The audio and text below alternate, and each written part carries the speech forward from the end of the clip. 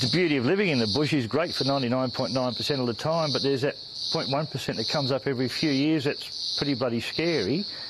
And it's up to each individual's responsibility to have their house really well prepared.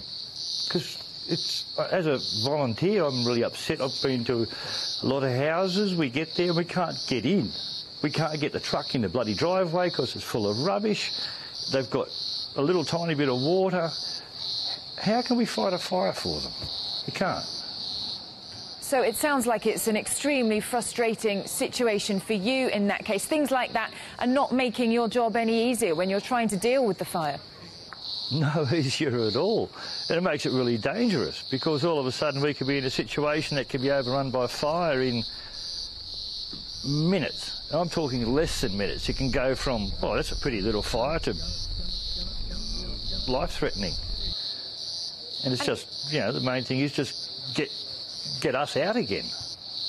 And how difficult is it for residents there? We know that they're being urged to evacuate the area. Are people listening to that, or are they still wanting to stay there to try to protect their home? In this particular area, there's less than 100 homes all up, and I think there's probably 10 or 15 homes that have residents who are staying to protect their own property, but they are very well prepared, and their properties are all very well prepared. Most of the other people who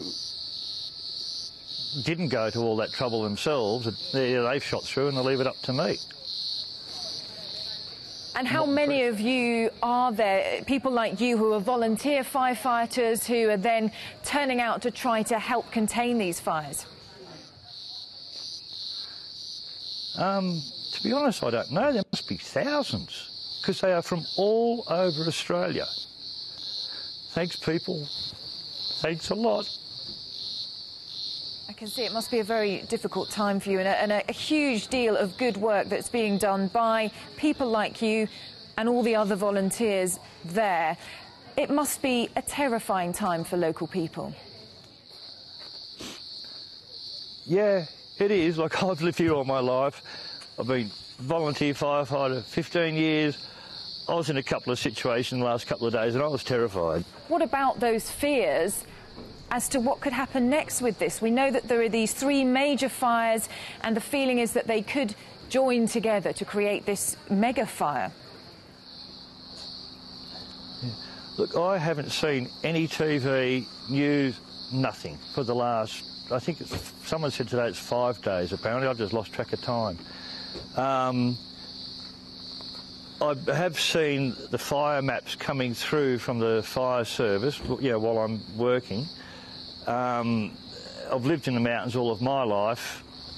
Yeah, it could possibly happen, and if it does happen, it will be major catastrophe. It will be absolutely,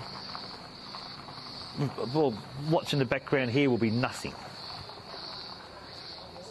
And paint a picture for us then, what it's like being a volunteer firefighter, what it's like seeing that fire all around you in an area you live in, an area you obviously love and feel strongly about. So I'm smiling because of the camaraderie that I've had develop with people I've just met in the last few days. I had a volunteer firefighter ring me up today and say thank you for my hospitality. I couldn't believe the guy when I'm so indebted to him for having saved my house. It's just, they're amazing people. They're all absolutely amazing people. And they do it for free.